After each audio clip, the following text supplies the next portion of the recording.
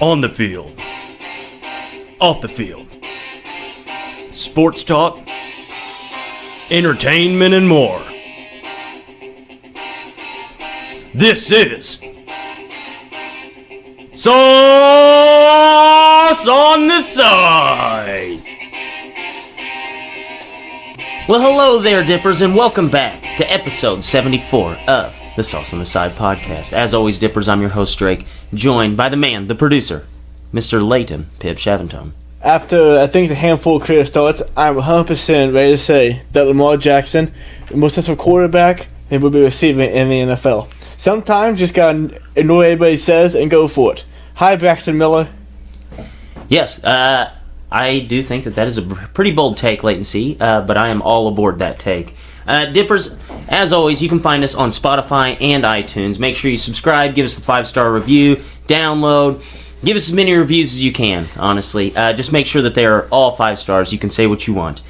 Be sure to check us out at the FSGN.com, where you can find our podcast and other podcasts as well.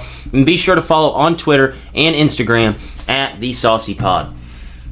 Guys, we have a great interview for you today. I mean, this guy was phenomenal. He, Mr. Shackelford from our, Knuckle Sandwich podcast, he ended up getting in touch with Garry Tonon. Guys, if you're not familiar with who Garry Tonon is, he is one of the baddest dudes on the planet. He is a Brazilian Jiu-Jitsu practitioner. He is basically on the Mount Rushmore of active guys in the Brazilian Jiu-Jitsu community. He is phenomenal. He was an awesome interview. Shackelford nailed it. Garry Tonon nailed it. One of the most fun interviews that we've had on this show. Guys, even if you're not a mixed martial arts fan, you will definitely appreciate this interview. Also, we have our Week 15 recap. We have our saucy 6-pack of games for the up-and-coming week. I can't believe it, but we're already at Week 16 in the NFL. And we will also talk a little bit college basketball and the NBA. First on the slate, Leighton C., last night, I think it was the second biggest upset of the NFL season, brought to you by Nick Foles. Nick Foles and the Eagles, they soar into LA and beat the Rams 30-23, despite being 13.5 point underdogs. Leighton, what'd you think about the Eagles in this game? Well, first off, I want to say that the game went off at 10.5 points. I saw, I think. So everybody just bet the Eagles hard on that one. But the Eagles, never bet against Nick Foles. The Eagles, I think exactly, it's Nick Foles. I don't know if they're with the Eagles right now. They have a very slim chance of the playoffs. They have to win out, have the best game, and think Cowboys both lose to get in. Go and visit at this point. But the Eagles, man, all season I wanted to believe they're just better than they were playing. And the offense just never got there. And our Carson Wentz is hurt, and they played with 30 burger in LA against a pretty good defense.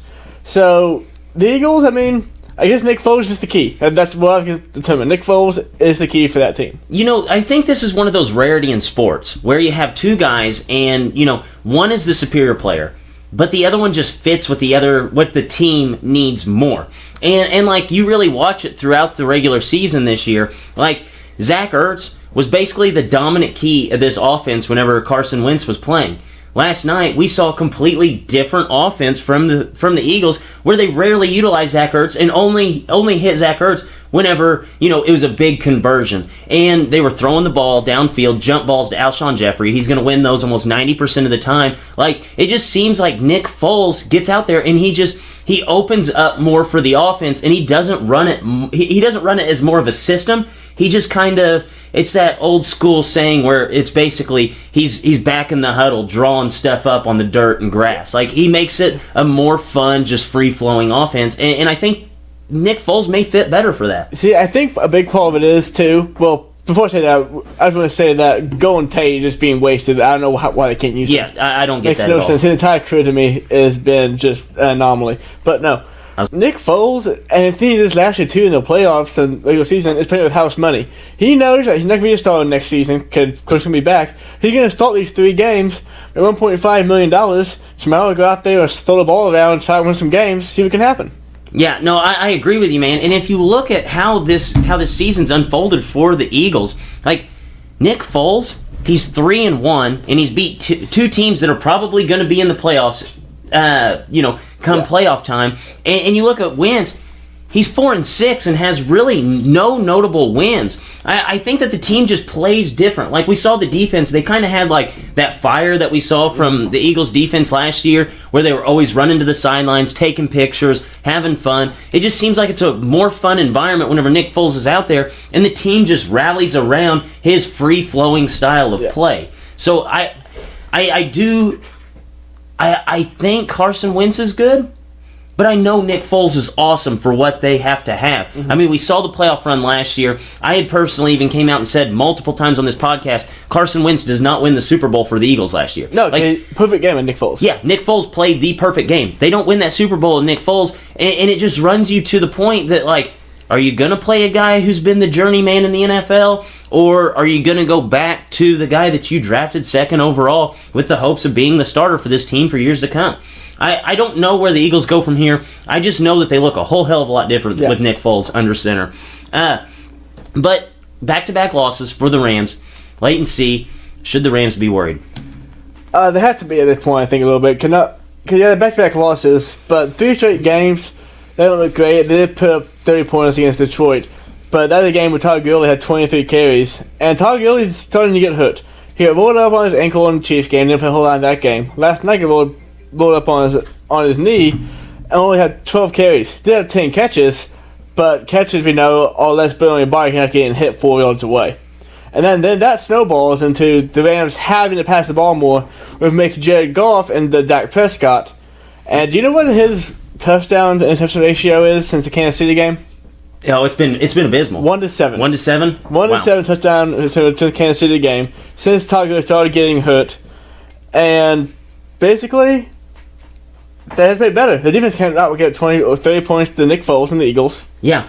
I just think that the Rams are, that weird spot where, like, we've seen it from the Saints, like, whenever they played the Cowboys, like, the Cowboys kind of laid a blueprint to slow down the offense. Mm-hmm. Well, I think that's what the Lions did, because if you don't remember, like, that Lions game was close until the very, very end. Like, the Lions did absolutely everything they needed to do. They basically they shut down Todd Gurley, they rushed 4 guys, and then they make Jared Goff beat him. Mm-hmm. And I think that that's basically the blueprint. Like, we've seen this offense stutter terribly. And it started with the Lions game, and it's kind of just spiraled downhill ever since.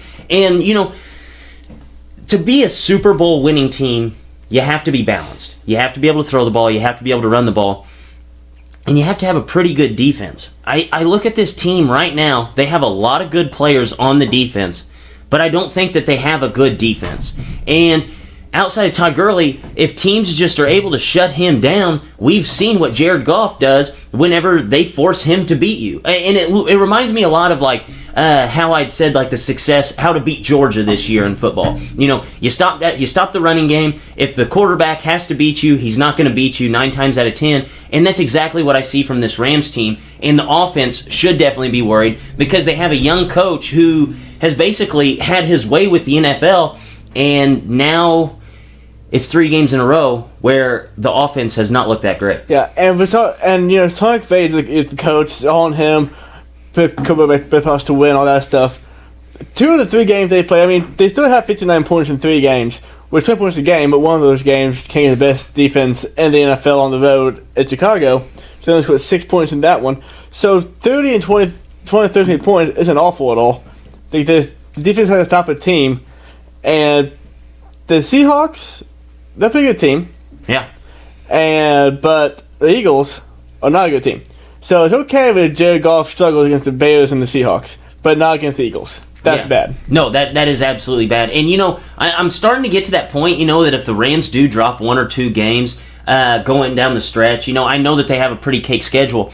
But if they end up having to play a wild card game against the Seahawks, I don't know if they beat the Seahawks for a 3rd time. Yeah. I really don't. Say, I thought with the Celia, I don't think that any team would see the Seahawks to the Celia right now in the playoffs. Oh, no, absolutely not.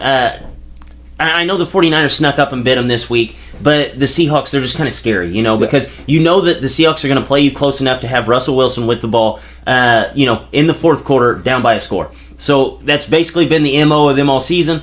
I think the Rams, they're one of those teams that has to get that first round bye just so they can buy some time to get everybody right and, kind of set everything back up. Like, they need to have a bye week, basically, just to regroup. Yeah. But we'll stick with an LA team. Chargers come back from a 2-touchdown deficit in the fourth quarter at Arrowhead to beat the Chiefs. Late C, I talked all week about how, home teams are 10-2 on Thursday night games. Chiefs found a way to be the third team to lose. What are your thoughts on that game? My thoughts on the game is I'm not even that shocked that the Chiefs blew a 2-touchdown lead before the field in the game. I'm sitting watching the game with you, and it's right before Justin Jackson scored that touchdown run. I'm thinking to myself, I can see this game being tied going overtime, something like that. Nothing that actually happened. No, you even said it. You looked at me and you said, "You think that I think this game's going to go to overtime." Yeah. Like it almost felt like that. Yeah, and then lo and behold, the Chargers score again, and then they get 2-point conversion. The game's over.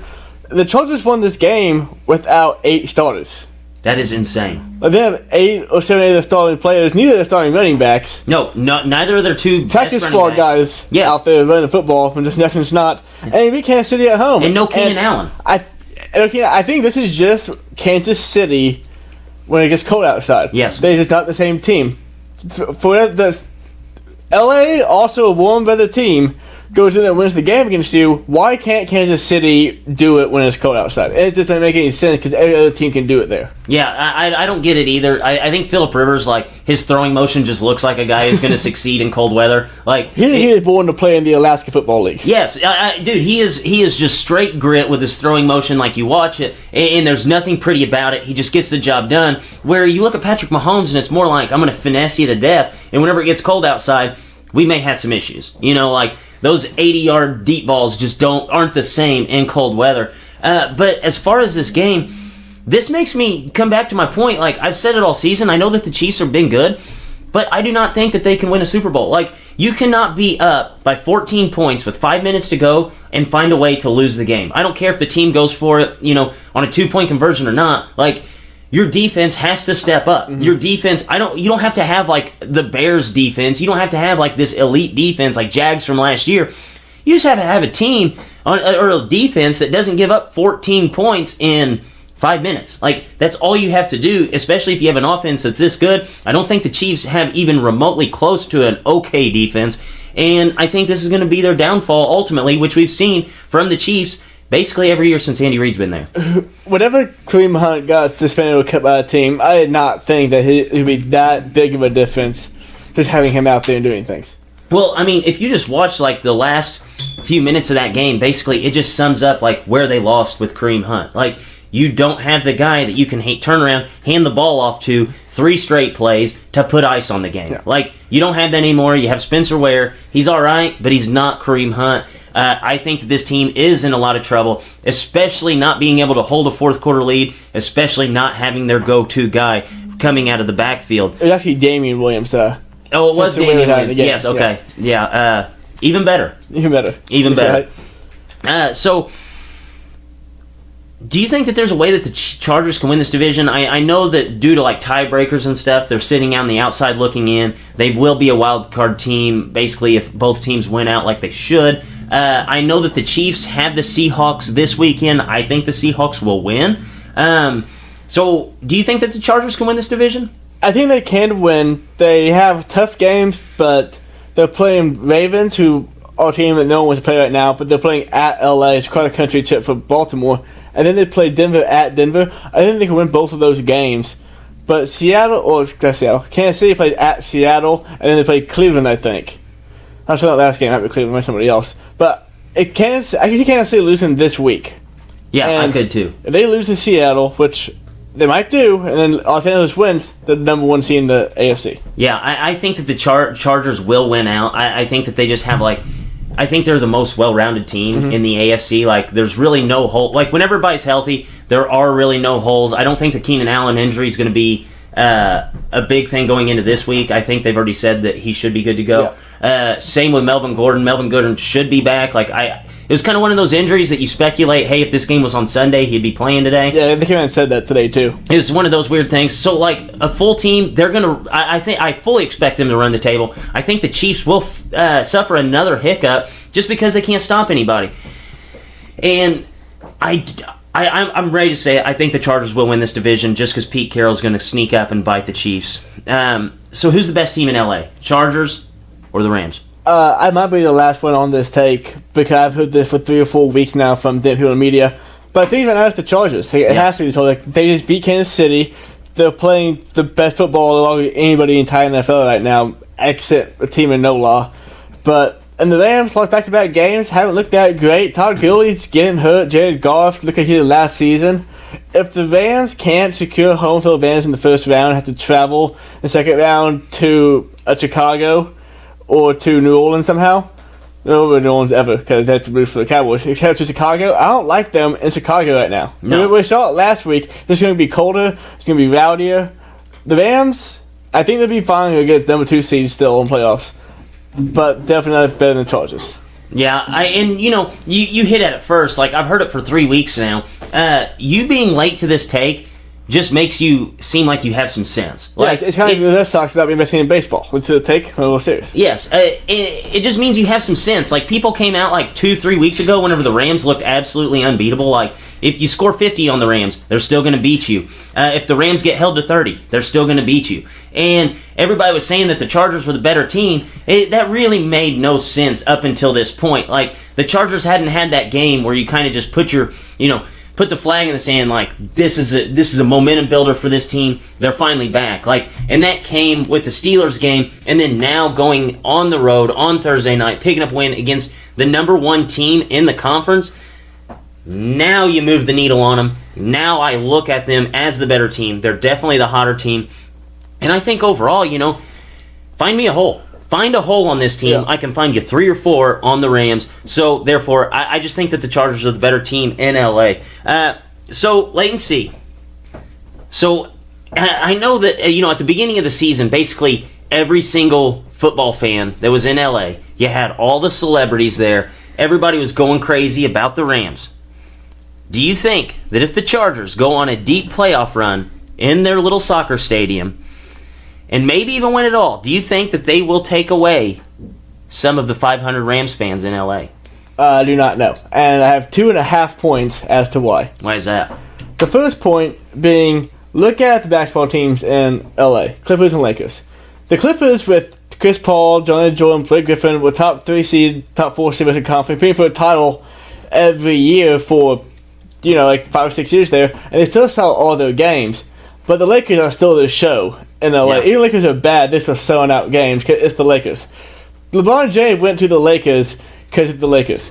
Last year, before he signed, Fletcher was asking us, why not the Clippers? And we just said, he's not going to be a Clipper. Yeah, it's the Clippers are Clippers. relevant. It's the same thing. The Chargers will always be looked at as a team that came over second, got good second, and basically the little brother to the Rams. Yeah. Another reason I don't think they'll get any 500 fans, the attendance this year. The other team last place they played in a soccer stadium. They averaged 25,000 fans a game. Less than half of That is 31st crazy. place, but the stadium's so small. They sell out 94% of the stadium, so that's pretty good for them, I guess. If you have 25,000 seats, you should fill out every single one of them. They should not be at 94. That's the point. Yeah. They can't even fill that stadium now. And they're going to share the stadium with the Rams when it gets built in 2 years.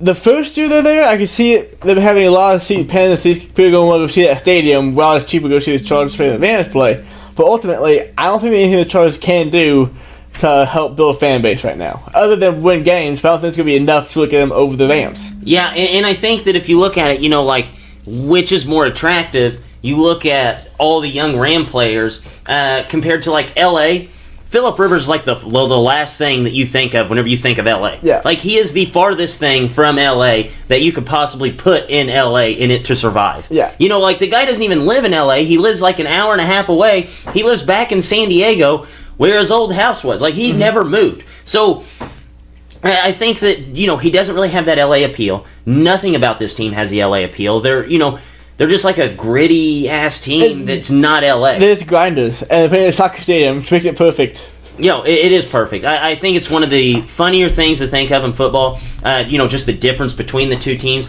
But I think you're right. I think that, as long as both those teams are out in LA, the Rams will always get looked at. Yeah. I mean, we've seen like Floyd Mayweather. Is it YG or who's the rapper that was at one of the games? I think it was YG. I can't remember who it was, but like they have notable celebrities just like hanging down there by the field, and then you look at the Chargers; they're filling seats. They can even fill out a Dave Beckham came to the game. Yeah, just because he probably has played at that stadium a time or two.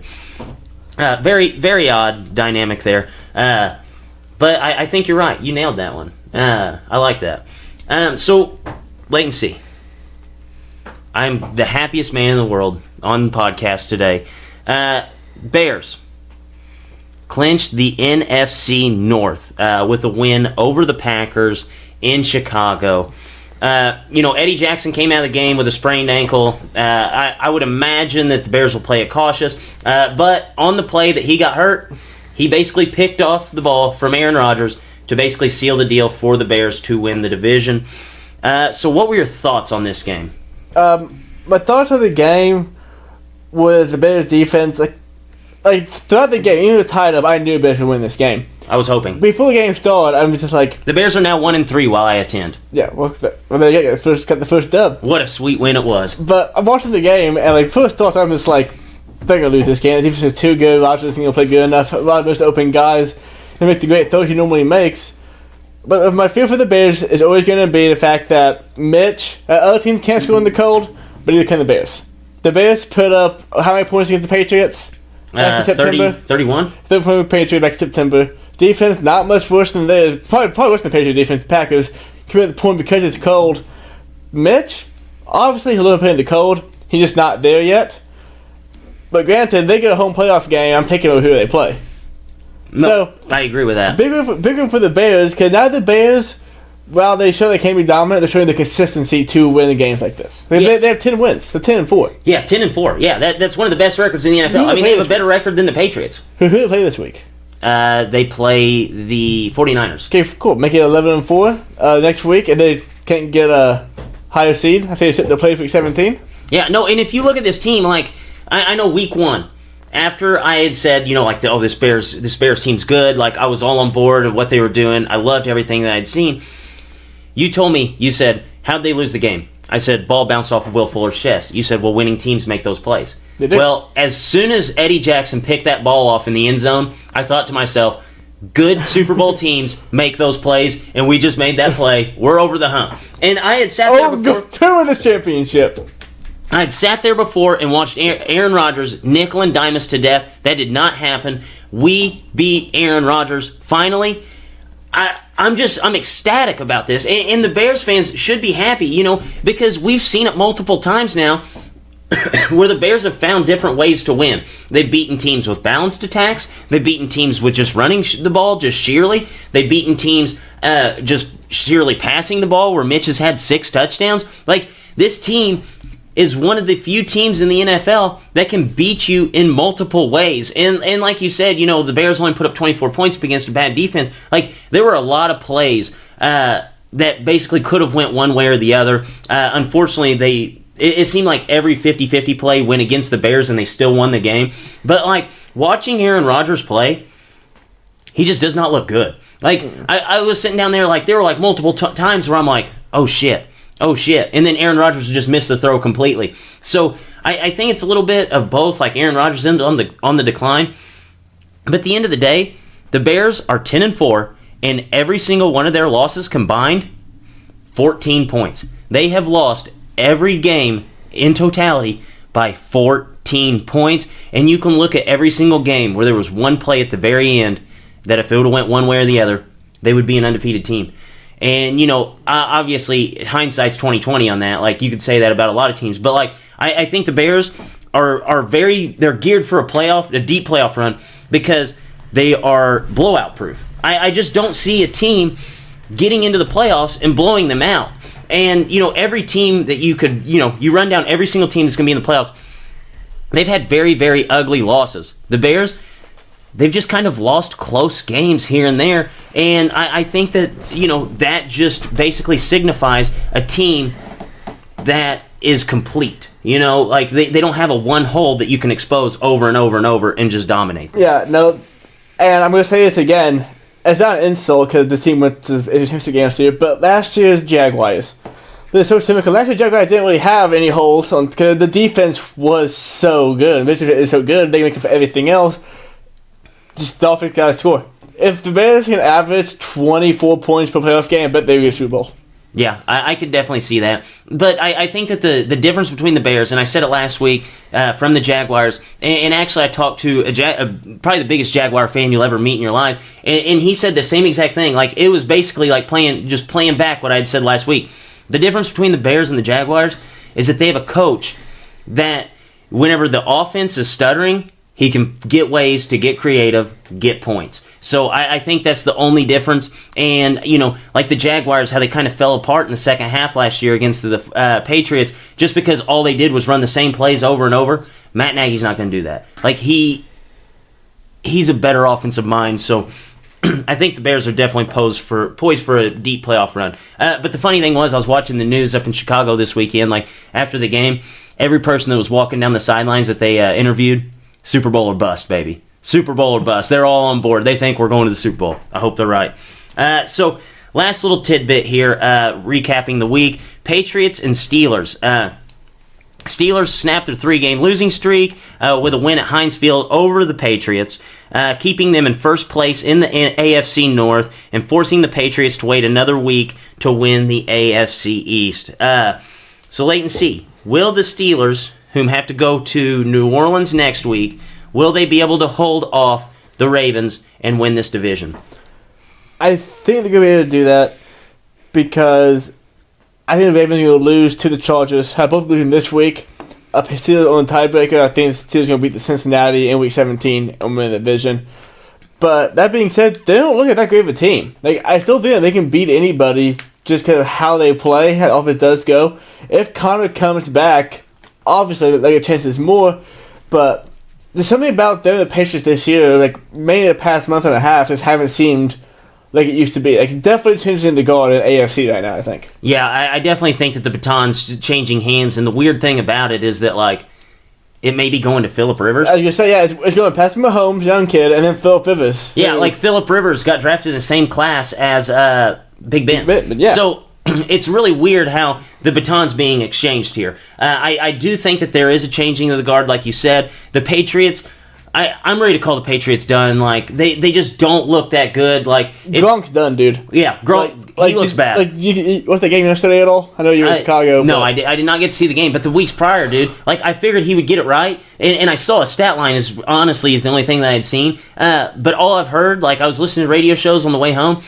Basically, they just said that he couldn't even get off the line of scrimmage. Dude, like, so in the game, Patriots have to score the ball. They were throwing to Gronk, but Gronk, like, he could make the quick cut to go actually get the ball. The ball hit him inside, he couldn't get it. And coming with the ball, it's sort of sad to watch because he wants to do it. He wants to do it so bad, but he had all these injuries, all these surgeries.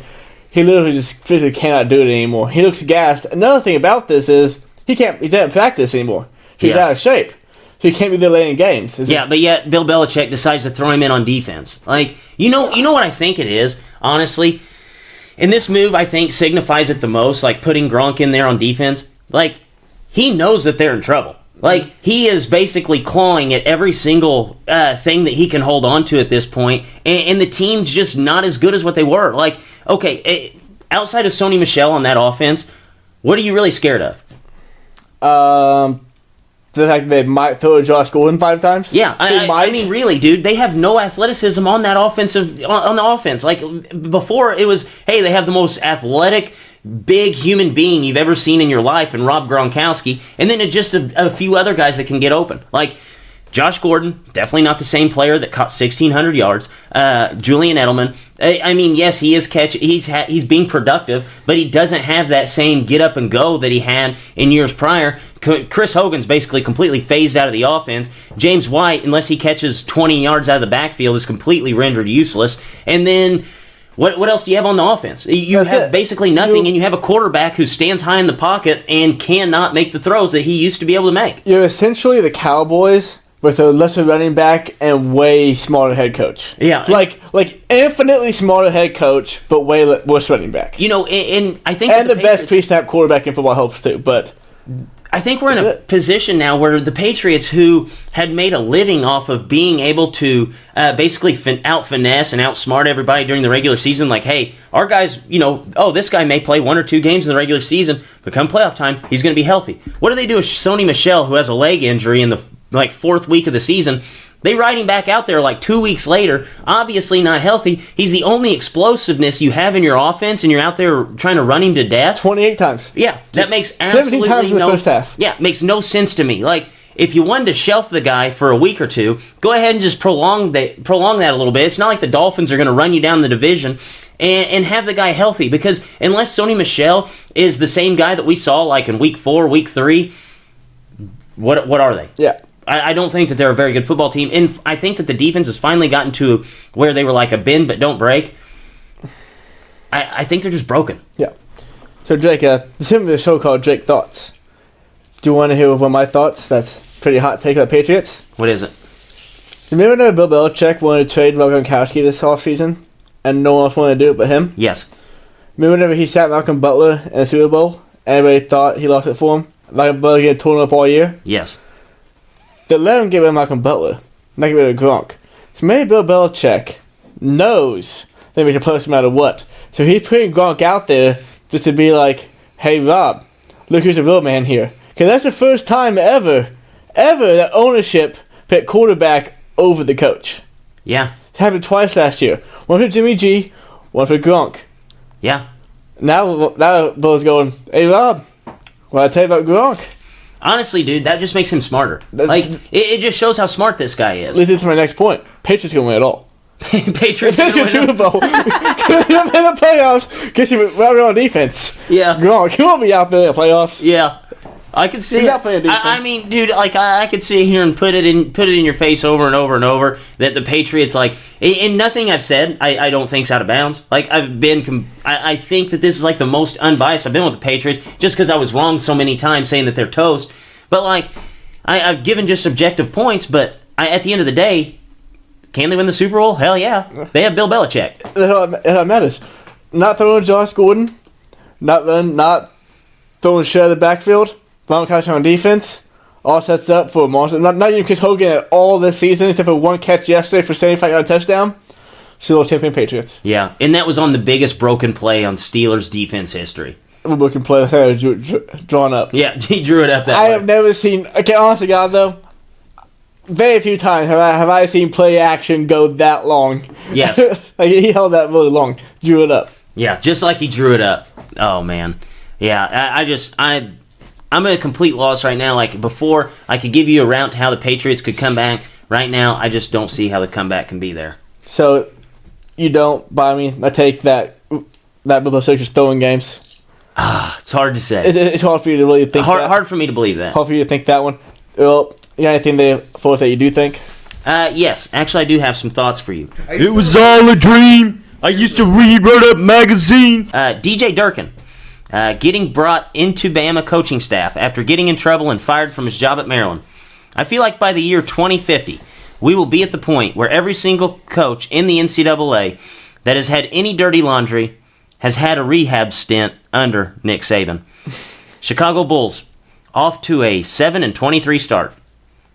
I'm sure that benching your $20 million man, who is second on the team in scoring, second on the team in rebounds, and fifth in field goal percentage, will solve every one of your problems. Indiana Pacers. Wow. Aaron Rodgers. Not even those Bose headphones could save you in Soldier Field, no matter how your commercial depicted it. Aaron Rodgers. Maybe Mike McCarthy wasn't the problem. Aaron Rodgers. Your offense was held under 20 points just 3 times in 11 games under Mike McCarthy. Since you eliminated the problem, you've been held under 20 points 2 times in 3 games. Cleveland Browns under Hugh Jackson. 3-37-1. Cleveland Browns out from under Hugh Jackson. 4-2. Jared Goff. In his last 3 games, 1 touchdown, 7 interceptions. I'm old enough to remember that he was once an MVP candidate. Nick Foles. I don't know where, and I don't know when. But if Carson Wentz can come back and be healthy for the entirety of Nick Foles' contract, Nick Foles will sign somewhere for $100 million. Jaguars. And there's a new book out this week. It's titled The Fall from My Cliff is Now in the Rear View, the Tom Brady story. And it was written by every ESPN analyst this week. And those have been my thoughts. So, Dukins in my Alabama now? Oh, yeah, he spent the whole week there last Did week. not see that. Well, okay. Yeah, that is unbelievable to me, dude. Like, you run through the list of guys who... And it was mainly SEC coaches. Like, mainly SEC coaching flops were like, yeah, I'll go spend a year as Nick Saban's intern grabbing him coffee. And then I'll go somewhere else, after I have a year at Alabama and go somewhere else and succeed. Yes, now he has gotten DJ Durkin. So... Well, okay, well, that's worse than Steve Sarkisian, but not as funny for being why it's worse. Yeah, that's... Not as funny as the why it's worse, yeah. Yeah, no, that is true. The Sarkisian thing, like, we could at least make jokes about. Like, this is one of those things that is just like, yeah, we're not going to touch it. Maybe you don't bring this guy into your program. Yeah. Maybe you don't want to do that. Yeah, maybe you don't. I agree. Makes no sense to me to why they do it, but hey, Nick Saban is Nick Saban. So, wait and see. Week 15 NFL recap. A little word association here. So, biggest winner. Drake Holland. I think you're right. Honestly, I think you're Biggest right. winner on the I should have just wrote me. Biggest winner, Lamar Jackson, Chicago Bears, Chargers, and Steelers. I had 4. I think that there were 4 just clear-cut winners this week. I couldn't pick one. Biggest loser. Miami. Lost leading rusher Frank Gore to a foot injury after the season. Dude, Miami broke him. how? Miami. Dude, it has to be that field play. Like, that turf is absolutely... Or not the turf, the grass. The grass, that grass is the worst grass in the NFL. If that grass can hurt Frank Gore, nobody's safe. Yeah, it's terrible. For Frank Gore, never hurt. You know what? I bet if Ryan Tannehill played anywhere else, he'd be the healthiest man alive. Yeah, probably. Frank Gore, 5th all time in carries, 4th all time in yards. Season in Miami. Oh, man, that's a bummer. Biggest loser. So, I remember 3 weeks ago, Aaron Rodgers, man, he takes the podium and he says, we'll go to Arizona, we'll win there. Then, Arizona's coming home. Huh? Arizona came there. Oh, it came there? Arizona was at Limbo. Either way, and then the Falcons, they'll come play in Green Bay and we'll beat them. And then we go to Chicago, a place that we've always had success, and we'll win there. Aaron Rodgers, you've lost 2 of those 3 games. One being to the Bears at Soldier, where your Bose headphones commercial depicted basically every single Bear fan evaporating into oblivion whenever you put your headphones on, and it left one Packer fan in the stands sitting there, a little girl with a ball. Aaron Rodgers, there's no way in hell that you go around and try to please the crowd whenever you can't even please your family, and whenever you're out there, the one thing that you get right in life is playing football, and you can't even figure that out. There's some problems there, Aaron Rodgers. You, sir, are the biggest loser of the week, maybe of the season. Surprise. Jay Gruden is a really good NFL coach? Question mark. He might be. That's weird. It is weird. Yeah. Thursday night home teams with winning record lost for the first time all season this week. Think about that. That is crazy. And it was the Chiefs, just December Andy Reid. Biggest disappointment. Not a bad place to put this, but I just wanted to say this. 3 weeks ago, the Packers are trying to get a playoff spot. This week, they play the Jets for a top 5 pick. Life comes at you fast. Real quick. Biggest disappointment, Browns. They are 4-1 in their last 5. Hugh Jackson ruined us from playoff Browns with as bad as he started. Yeah. Such a bummer. Impact injury. Eddie Jackson. That one's obvious. And he was escaped. James Conner. Still out. I know. We need that first round bye. Come on, Rams, help us out. WTF moment of Week 15. The Redskins on playoff contention with Josh Jackson at quarterback? Question mark. I love that. Dude, the guy got drafted by like the USSAFL or some shit. I think he has 7 career touchdown passes. And he's been in the league for like 7 years. He's been active for like 7 years. I think he's been on 15 rosters. Yeah. Okay. Wow. Seen it all. Yeah, we've seen it all at this point. Biggest and everybody, whenever he got signed, like everybody's like, oh, what about Colin Kaepernick? And now like the dude has like been showing out. Yeah. Hey, I don't get it. How bad's Mark Sanchez? We know that, Leighton. We know the answer to that Oh question. man. The Jaguars have a better point differential than the Dolphins, yet they're 4-10 and the Dolphins are 7-7. Kind of weird. Yeah. Overreaction.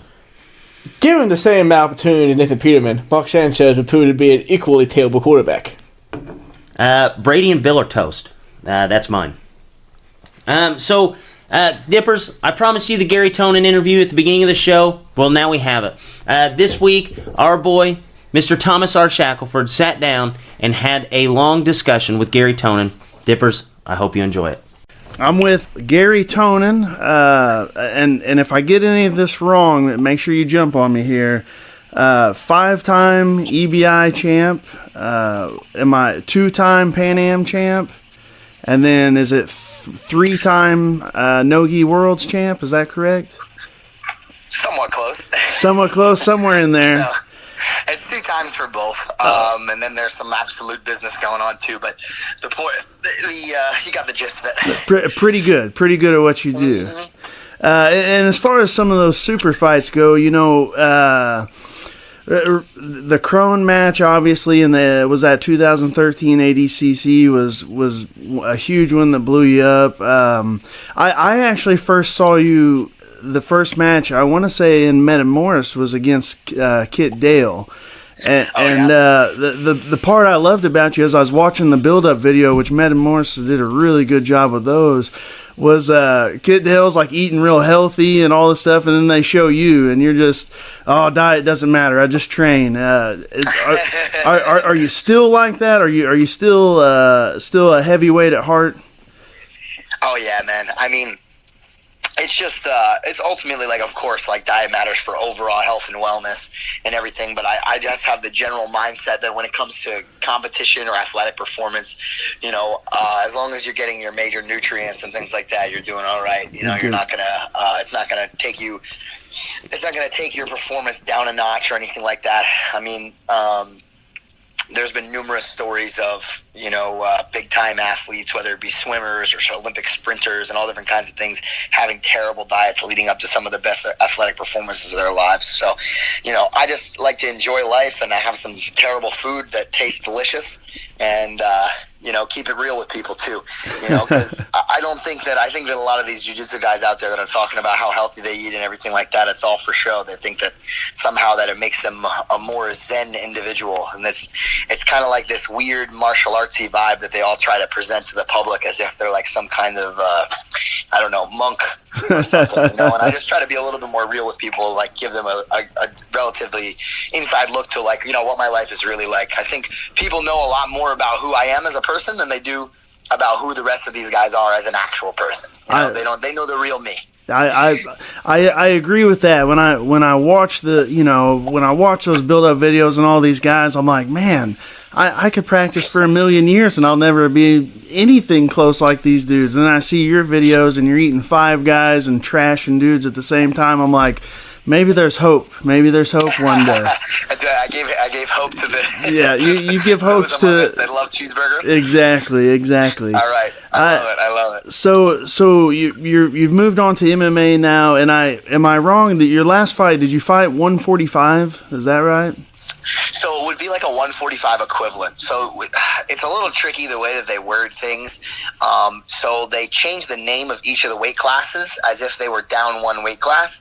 So, like, for instance, like lightweight in the UFC would be 155, right? Yeah. So lightweight for them is 170. Oh, and okay. Featherweight in UFC would be 145. For them, it's 135. Whatever the case may be. So anyway, so in the previous fight, I fought featherweight, which is their equivalent to featherweight in ONE FC is I fought featherweight. If it were, featherweight in one. See how confusing it is. I don't even get it. So it was 155. Like I had to weigh 155 for my weigh-in, which is their featherweight equivalent. Okay. Even though technically by UFC standards that's lightweight. And the reason that is to just try to stir, because people always, every time I post it, they're like, "Wait a minute, it says you're fighting this." Yeah. So when I first, to clarify, basically they have a different weigh-in structure, where you don't get like a day before weigh-in where you just get to lose a crazy amount of weight before you weigh in. Yeah. You get to like massively dehydrate yourself. So they have the day before weigh in. They actually have two weigh-ins. There's 2 days before and the day before that you have to make. But along with each weigh-in, in addition to weighing in at the correct weight, you also have to pass a hydration test. Yeah. So your body can't be unbelievably dehydrated, or you're not going to pass. So you can't say, for instance, like in a UFC fight, some people cut like 35 pounds of water. Yeah. Like you just can't. You would never be able to do that and pass hydration. In this organization, it would be extremely difficult. For you to do something like that. Yeah. So the weight classes are a little bit more true to size. It's still not exactly true to size because you can play with the system a little bit. You can still find ways to lose a little bit of water weight. That you can get away with, but 155, I believe, is more my true weight class. The first 2 fights I had for them were at 170. And, it was a feeling out process. I still think I'll fight at 170 for them in the future. I just think that for now, 55 is going to be my main weight class. And what I'll probably do if things go my way is I'll probably do like super fights and stuff at 70. So, or, one day when I get the belt at 55, I'll look for the belt at 70 or something like that, because there's guys at 70, which I obviously would want to have fights with, Shinya Aoki, Eddie Alvarez, these guys that are jumping into the division. I don't know if, going to be a 70-pounder or not. Sage Northcutt just got signed with them. I don't know if he will be, but I mean that's obviously a fight I would look forward to having. These are super high-profile guys, so I'm not going to just stay at 55 when those opportunities are available to me. But I will stay there for my normal fights. But when they feel that I'm ready to fight any of those dudes, for sure I'll bump up to 70 and fight them. Just because I think it's something that everybody would want to see and something that I would want to do to test myself. So you'll see me bounce around a little bit in their organization, I think. Okay. I was going to say that second fight you had, that dude you fought looked substantially bigger than you. When I saw it, I was like, man, Tonon got huge. And then after like 20 seconds into the fight, I said, wait a second. No, he's the little guy. Yeah, man, for sure. I mean, I was like pretty ripped, overall. Like I'm usually like walk around. So most people see me in photos and stuff around like 175 to 80 pounds, which is like me pretty fat. Like I'm like not trying to, that's like not me. When I'm not trying to eat healthy at all, like that's, I look pretty like untoned and everything. Once I cut down to like 70 or below, I start to look a little bit more shredded, so I'm sure I looked good. But compared to the other dude, just like you said, man, I mean, he was shredded and probably had like 3 or 4 inches on me. And I definitely think he had some weight on me too, man. Like I think probably like at least 10 to 15 pounds. So it was a big dude, and I felt it, when he was throwing punches for sure. So that wasn't the main reason for the move down to 155, but it's definitely helpful to not be fighting dudes that are going to be that much bigger than me, Yeah, I could see. You talked about Eddie Alvarez and Sage Northcutt, which he's not quite at that level, but it's still a big name signing. What is it, when you first signed with 1FC, I know me and a bunch of guys in my gym are talking about it. It was kind of, it's hard to find them, and you have to have the app and everything, but now they've just announced that they got the big deal with TNT or Turner Broadcasting, and now you got Alvarez and Mighty Mouse and Northcutt. I haven't read much into the deal, but I guess just starting in January, they've got already some planned dates to have some live cards. Did you know about that stuff ahead of time, or did you just find yourself in the right place at the right time? No, man, that's the crazy part. A lot of people, a lot of people are asking me that, but ultimately, man, I mean, things are really worked out for me in terms of when I signed it with one championship. I signed, and then I had my 2 fights. And then somewhere in between my 3rd fight is when all this stuff started kind of going down. And it seems like they're only going up and up and up and up and up in terms of, their notoriety and like the things that they're bringing to the table for everybody. I mean, you talk about it being difficult to find like the fights and everything, but honestly, maybe it's just because people aren't as familiar with the organization. But dude, like using their app is like super easy. They have ways for you to like follow each fighter. The video quality is super high. It's for free. You know what I mean? Compared to like these other fight networks, it's like pretty easy to get a hold of people's fights. Everything's categorically organized by fighter. Like it's a pretty good system that they got going on. Obviously, it's nice for them to have a broadcast to pick it up. But the one tricky thing that's always going to be difficult is the timing of the events. Like until they have an event that happens somewhere in a similar time zone, that's not in Asia, more than likely, it's going to be tough for like a lot of eyes to be watching a live event. Because obviously the timing is going to be way off. It'll be typically like their fights in the East Coast of the U.S. would be, their main card would start at like 9 in the morning, let's say. And now West Coast of the U.S., we're talking about 6 in the morning, so it's even more difficult, for people to watch. So, I think that's the main challenge. But once the fights are actually over, people, it's not hard for people to like catch them. Yeah, I always catch them. I catch them post, but like you said with the app, I've heard nothing but good reviews about the app. Of course, the only app I have right now is the UFC Fight Pass, and largely a lot of the times it's not super great quality. It's cutting in and out, and there's just have some difficulties, but I'm going to have to jump on the One app now. Yeah, it's nice, man. It's really nice. And but again, like speaking more towards your original question, like with it, where everything's going is man, I'm super excited. Like things, it would be like, imagine I had stock in the company, like I paid in, I found a way to, own a piece of ONE FC, and then all of a sudden all this stuff started happening. That's how excited I would be, because, I'm a part of something now that's like growing and becoming better and better and better, it's heading the right direction. Right.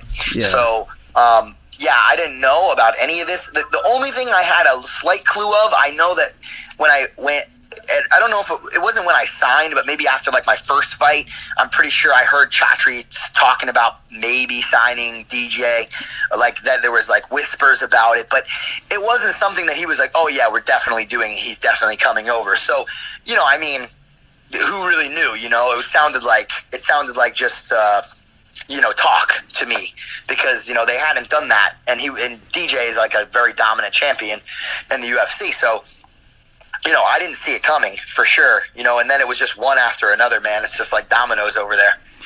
But in a good way. Yeah, that's in a very good way.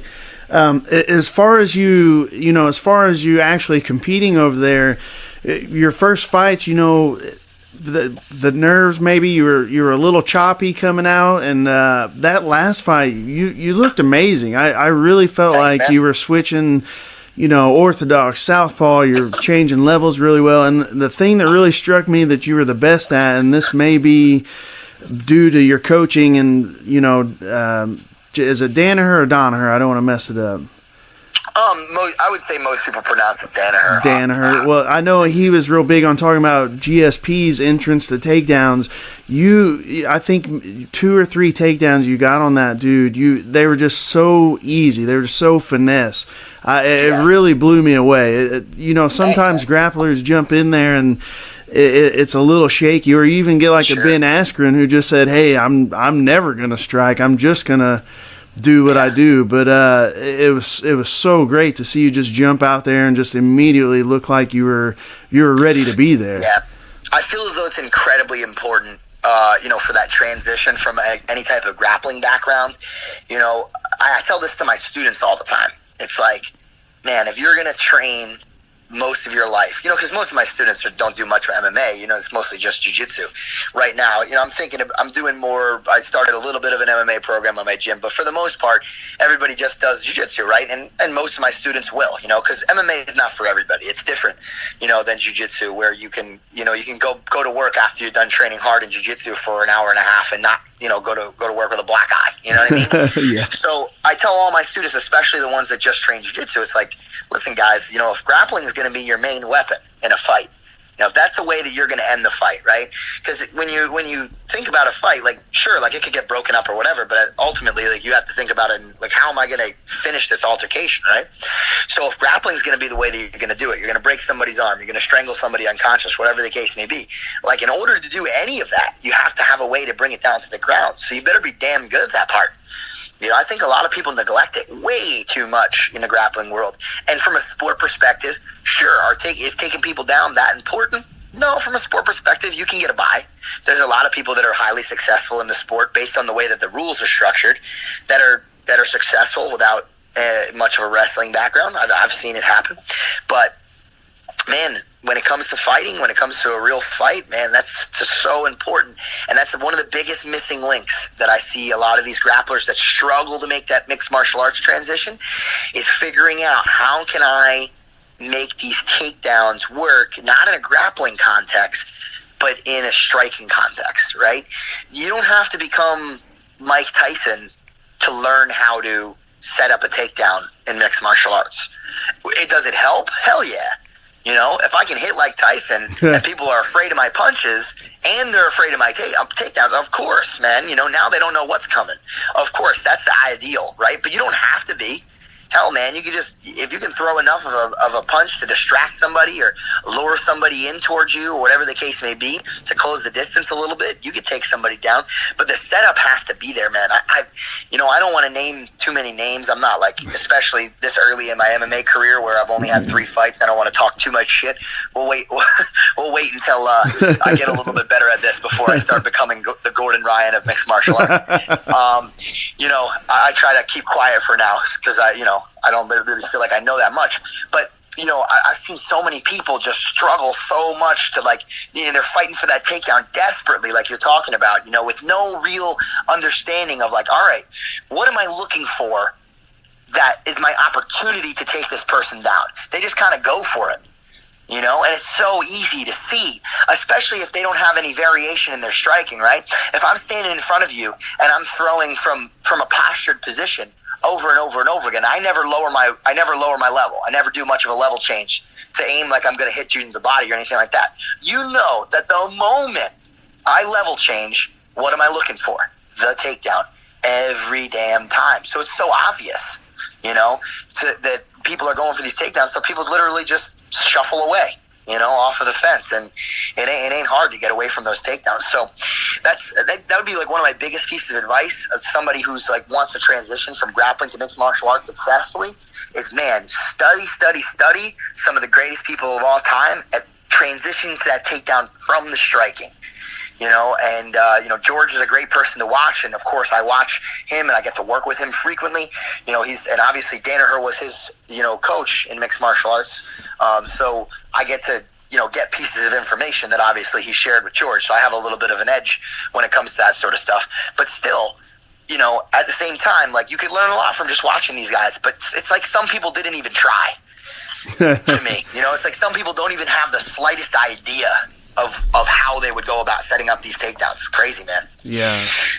I agree with you. The one guy, and I'm not like calling him out, but the one guy that really comes to mind to me was always Josh Koscheck, who had insane wrestling career and a really great UFC career, but he had more of what I like when I'm teaching my wrestling kids. I say, You even if you're athletic, you want a more set up style, because eventually that athleticism, you'll either get tired or you'll get old, and that's not there. And I felt as his, early in his career, nobody could stop that head across the chest double where he was reaching for the far leg. And then later, as he started getting a little beat up, it was a little harder to get there. GSP did a really great job of sprawling that far leg out and just getting out of it. So, again, to see a guy like you just, setting it up so early in your career and not like succumbing to the nerves of just, oh my God, I got to take this down. As a big BJJ fan and practitioner, like when I see that, I'm like, man, this dude's going to do it for us. Like, we're going to have another guy pretty soon. I'm going to try, man. But super important. You're right. You're absolutely right. So and there's so many. What's funny, man, is there's so many ways to do it too. It's really not. It's not like there's only one way. There's a lot of different. You can set things up reactively. You can set things up proactively. You can use the fence. There's really a lot of creative ways that people can use, and you see different fighters. Usually, you don't see too many fighters that know how to do it all.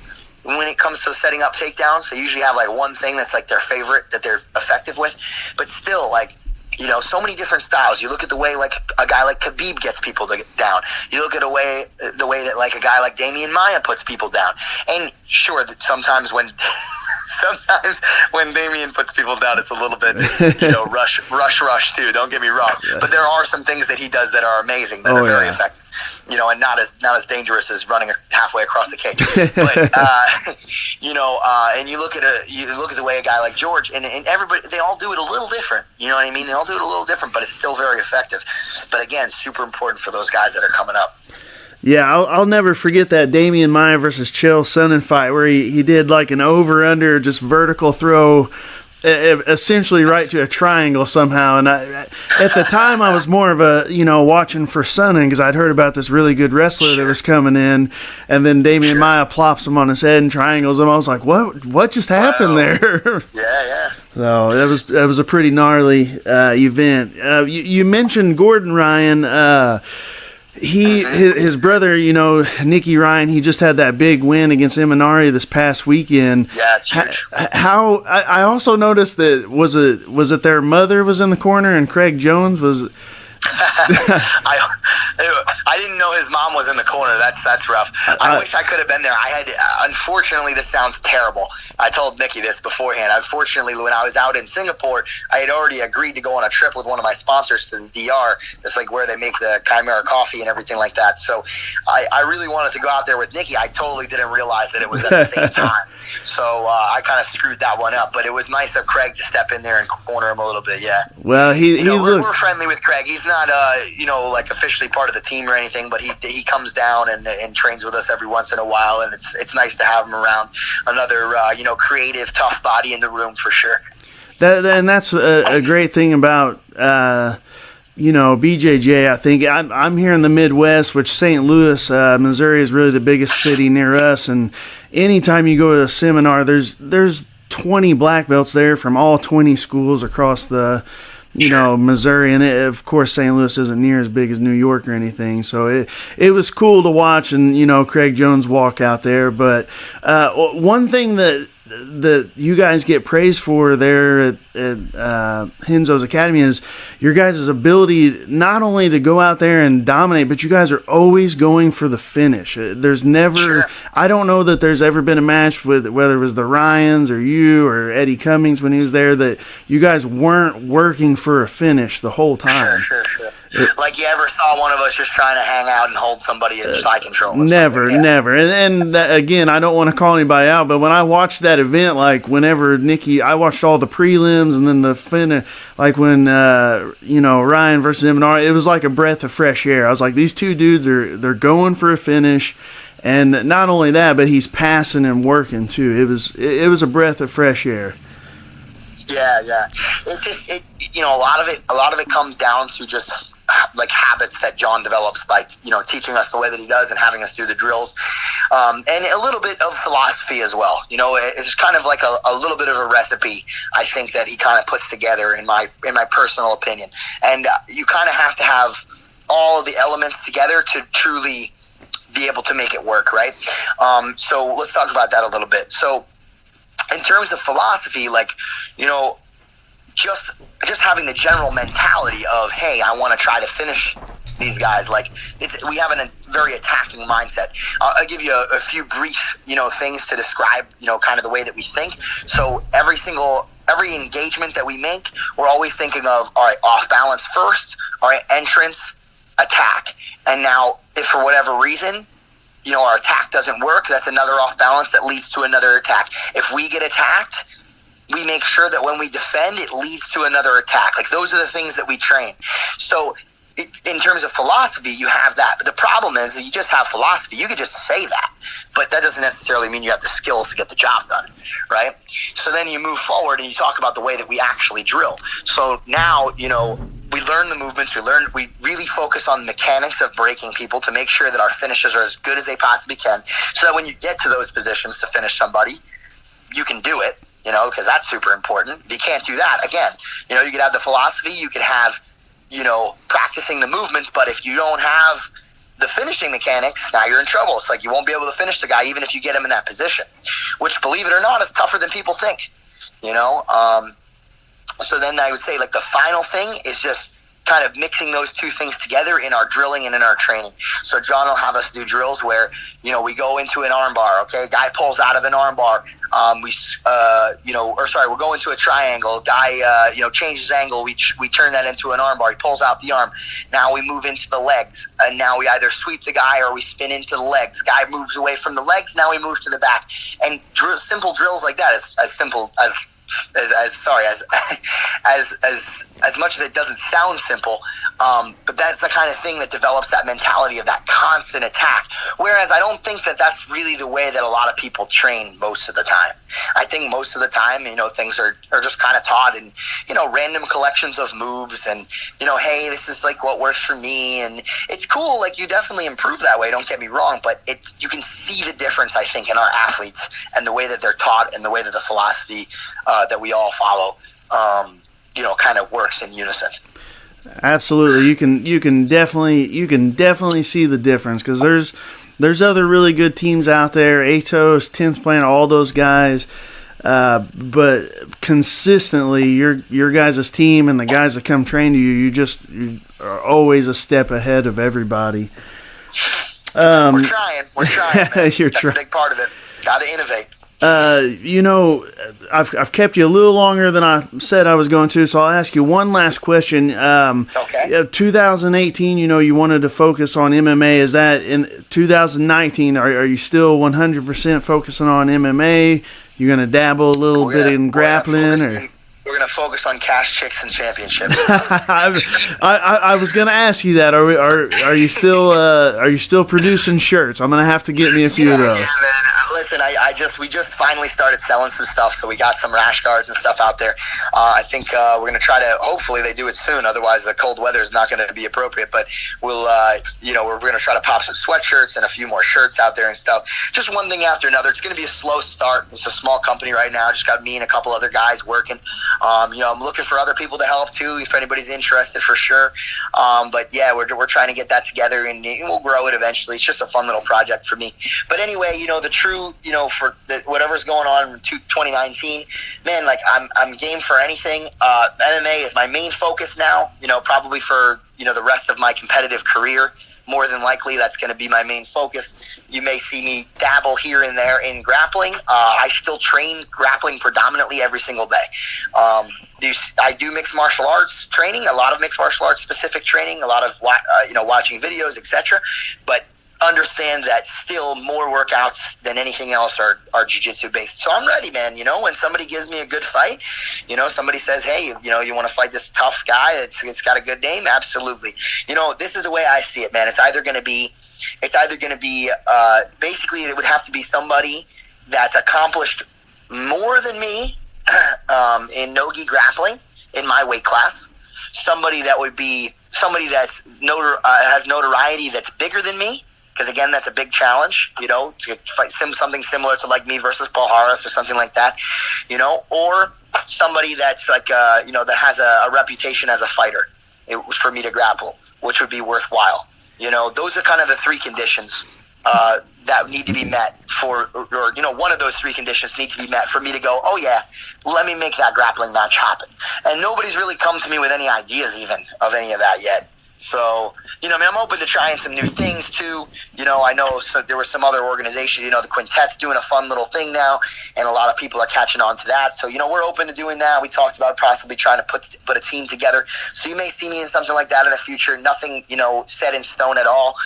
But I'd be interested in doing that more for the novelty of it than anything, not necessarily, one specific fighter that I'd be competing against.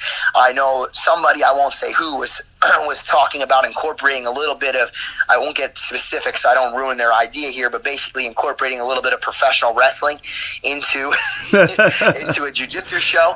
So again, for the novelty of it, would I be involved in that? Hell yeah. I love new stuff that gives the sport more exposure.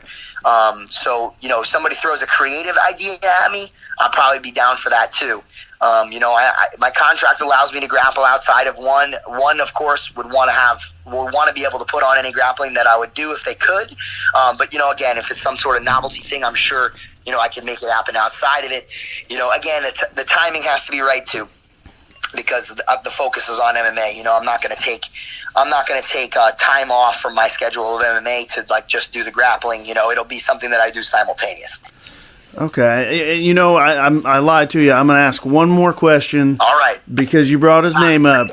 I like I mentioned, I coach Little League wrestling and high school wrestling a little bit. And the older I get, which I'm only 33, but the older I get, when somebody gets lifted into the air, I usually close my eyes. I can't watch the mat return anymore.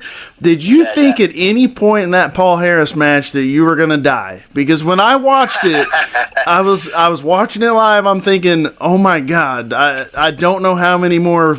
Even when you were rolling through them pretty well, I was like, I think Paul Harris is just trying to pile drive him to end the match. Oh hell yeah. I mean, he tries to do stuff like that any way he can.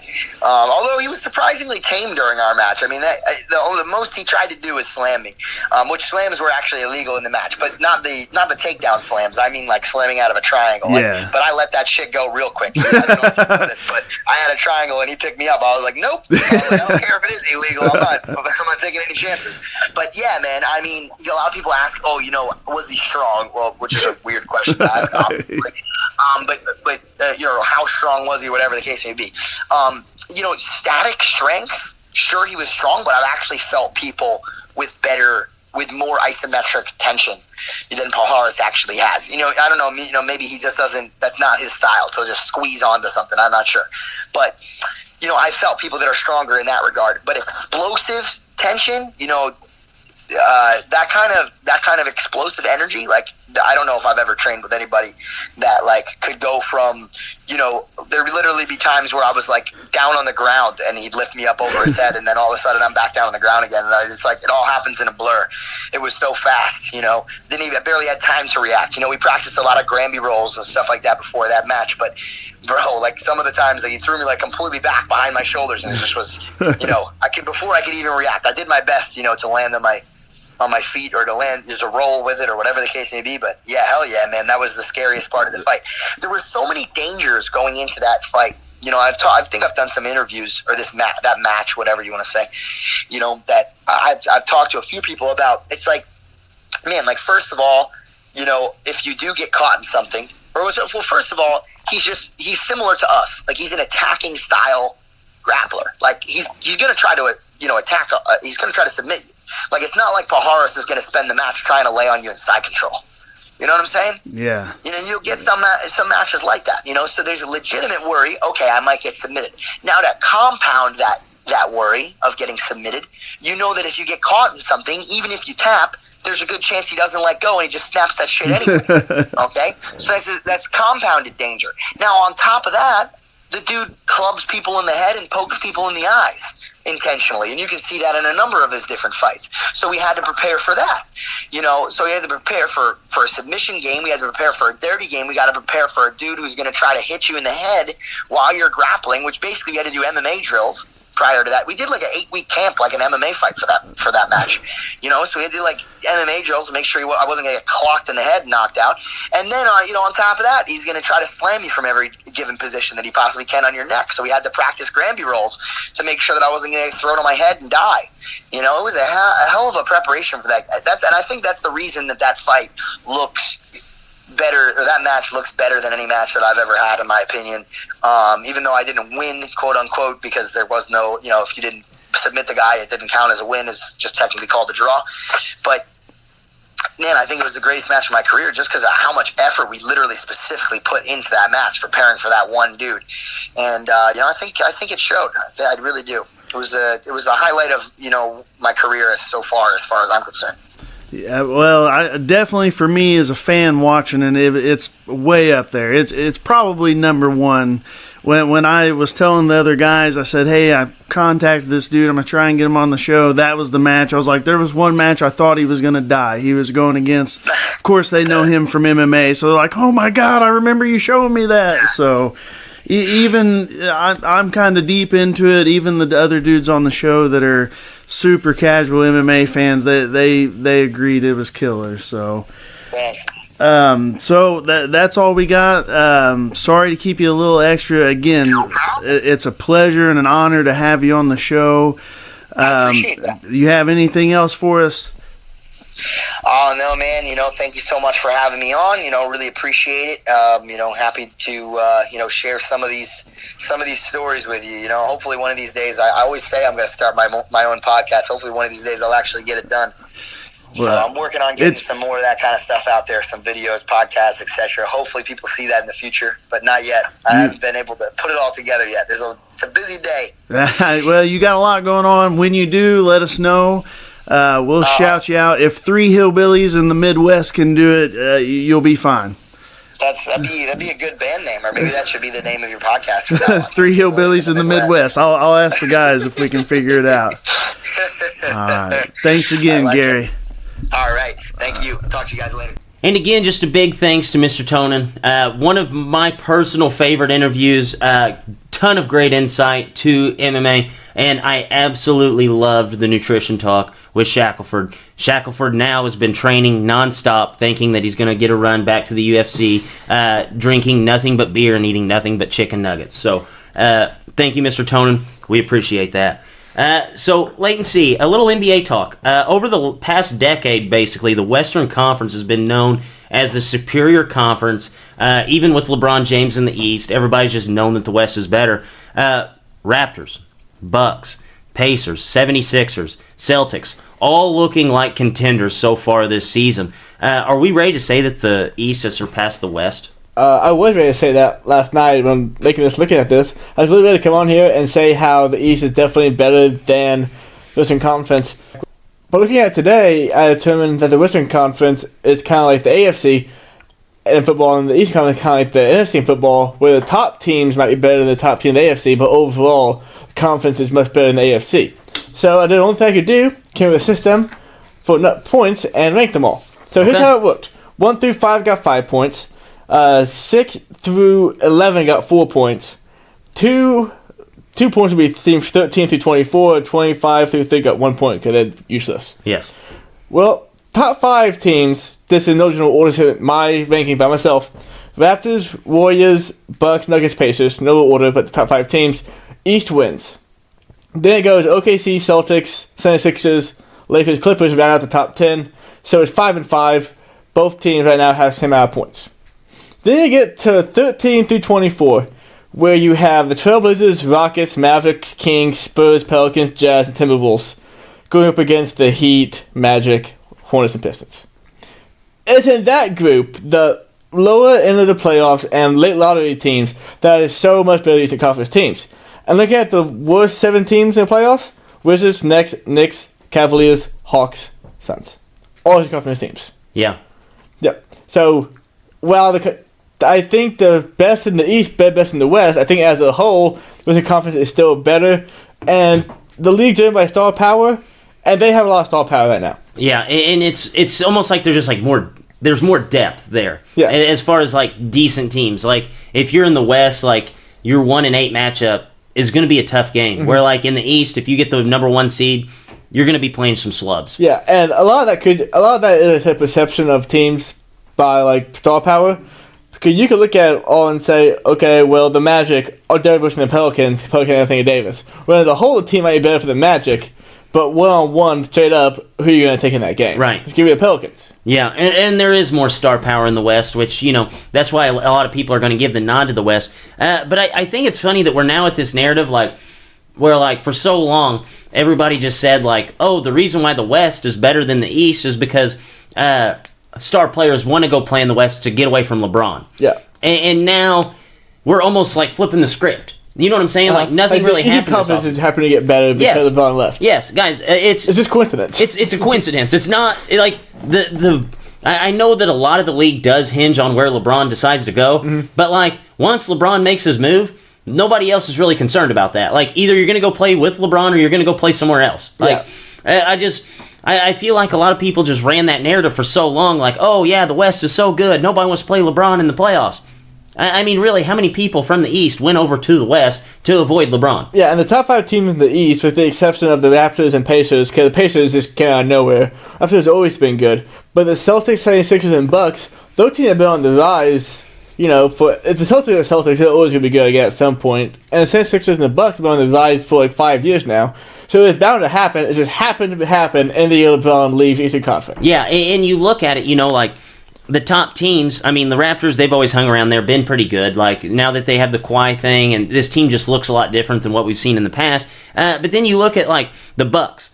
We knew at some point Giannis Antetokounmpo would become a star. We just didn't know when. Yeah. Just happens to be in the year that LeBron's gone. Yeah, they had a coach that knew how to put guys around him and what needed to be around him. Right, and they finally figured that out. And then you look at the Celtics and the 76ers, like, 3 years ago, we knew that these teams were going to be good. Like, we knew it because you can only be in the lottery for so long, have so many lottery picks, until your team finally turns the corner. Like, at some point, the East will rise because everybody in the West is picking outside of the lottery, or like higher lottery picks compared to where all of your Eastern Conference teams were picking 1 through 5. So I just think that this is just like a duh moment, you know, but I do think that as far as just like top dogs in the West or in the East, I think you would rather. It's weird. If I'm in the East, I want that 1 through 8 more than anything else, because if I'm in that 4 or 5 game, I might be in trouble. Where in the West, that 4 or 5 game might not be as hard for you, but that 1-8 matchup is going to be a whole hell of a lot harder than what it is in the East. Yeah, and for example, before we move on, do you know who, record-wise, is the third worst team in the Western Conference? Who's that? Utah Jazz. Wow. Second worst, by record, Minnesota Timberwolves. And they have just as much star power as probably anybody else there. That's what they're getting in a series. Timberwolves versus Pistons. Pistons are the 6th best team in the East. Timberwolves are so far from the playoffs in the West. Who you taking? Yeah, I'd take T-Wolves. That's it. Yeah. There's too many star power. Like, everything is a star. No, I agree. And in the playoffs, that always rises to the top. Like, the cream rises to the crop. We've heard it before. And that's the way it's going to be in the playoffs. It's just inevitable. Yep. So we'll talk a little bit about the Lakers now. LeBron James and Lonzo Ball both had triple-doubles on Saturday night's win over the Hornets. That's so rare for two teammates to do that. Yep. 8th pair of teammates to do it, have triple-doubles in the same game. Lakers are now the 4th seed in the West and only a game and a half out of first place. Leighton C., are we starting to think that the Lakers can make some serious noise this season? I kind of am. Up to this point, I figure they make the playoffs, maybe win a series, they get knocked out by the Nuggets or something like that. But now I'm looking at them. Kyle Kuzma from Fletcher, who called this back in July, whenever it was. Kyle Kuzma playing his He called it the day that LeBron got drafted. He's like, "Oh yeah, there's going to be your Robin right there." Yeah, like it was weird, and it had all Brandon Ingram didn't say really anything about him, and then Lonzo Ball, he was all aboard the Kyle Kuzma train. And Kyle Kuzma, you're knocking down his chalk, you're play good defense. He is right now he is picking up where LeBron lacks in slack. If LeBron's tired of doing something wrong, Kuzma just instinctively knows what to do. Good chemistry with LeBron James. Lonzo Ball is playing like a freaking star right now. His young kid is gonna be a star. He's a great UCLA, making jump shots now, which is really good. And then you got Van Ingram. He can't make shots. He's a shooter that can't shoot. He's a scorer that can't score. He's turned 20 points once since college. And so Van Ingram, I do think they're going to end up trading him. I don't know what's going to be for. Maybe Kemba Walker. Just get Kemba in the building to re-sign him, maybe. It's going to work really with Lonzo Ball talked out on Wednesday with Hysteria. But I like the Lakers right now. I do too. And I think that the piece that you could really move without blinking an eye would be Brandon Ingram out of there. Because, I do like what the Lakers are doing. I think they're blossoming a lot faster than what I thought. Which, whenever we were talking about their troubles, we knew that they had kind of an easy schedule coming up. But, still, it's in the NBA. You're still winning games. It's a lot to do. It's pretty tough to do that. But I think that this is one of those times where, LeBron does need another savvy vet. They need a savvy vet there to kind of that LeBron can trust going into the playoffs, because it's basically going to be like LeBron James with JaVale McGee, Tyson Chandler, and then a bunch of 20-year-old kids. So I think that he's going to have to get that savvy vet to kind of put him over the top and make me think hey, this team can beat the Warriors, or hey, this team, right now I think that they could give the Thunder basically everything that they can handle, if not beat them. But, I think that they're just one savvy veteran away from just locking them in to say, hey, this is an Eastern Conference Finals team. Yeah, Western Conference Finals team. Oh, what Western Conference? I'm so used to LeBron, Eastern Conference. It happens. This player won't do it for him, but how ready Tyson Chandler Cherry's ready to be bought out by Washington. Oh man. Did he die? He bought out. Yes. Oh yeah. you We've see he seen that landed? story before, and we know how it ends. Yeah. Did you see he landed in Washington today or DC today? And he said he didn't really know how good the visitors were. Oh my goodness. Yeah. Happy to be there. Yeah, just happy to be there. No, I'm like 99% sure that they had Trevor Ariza just 3 years ago. Am I right? Like you said, No, not the Lakers. The Wizards. I want to say they did. I'm pretty sure he just played there. Which, whenever I saw the reports, check that out. I will. Stat check me on that, because I'm pretty sure he was just there, and then they sent him basically out the door. So I don't think that move made a whole lot of sense, because I just don't think that the Wizards are ready to win now. Which, if you bring Trevor Ariza in, you better be ready to win now. A little side note about the Lakers, though. John Wall and James Harden scored over 40 points against them. Do you think that that's sustainable whenever it comes into the playoffs to give up that many points to an opposing player? No, absolutely not. No. No. Hey, no, you can't do that. I don't know. They're in trouble for a lot of reasons. Yeah, and you know what makes me mad? Watching that game with John Wall absolutely going bananas. That's what I expect John Wall to do every single night. Mm-hmm. He makes it look effortless, and he's there's some times where you watch John Wall and you're like, yeah, he's definitely the best player on this team. He looks like a top 10 player in the NBA. And there's some times where you're questioning whether it's either Bradley Beal or him leading the show. I don't get that at all. Talking about Fletcher, all of a sudden the Wizards have become the most incompetent franchise in basketball, taking over from the Kings. But Trevor Ariza, So he started off his career in New York, traded to Orlando, traded to LA, then went to Houston, then to Washington. Okay. Yeah. That's and then went back to Houston for 4 seasons. Then he's in Phoenix and he's back in Washington. Okay. He's just backtracking on all of his stops. Yeah, he's trying to catch up to things that he missed. Yeah. Times have changed. I've changed that person. I want to experience this again. Yeah.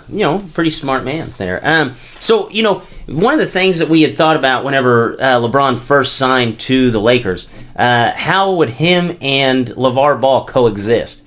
We have not seen anything from LeVar Ball. No. As far as with the Lakers, basically all it's been is his league that he created for his sons. Where in the hell's he been? Well, I have a theory on this, actually.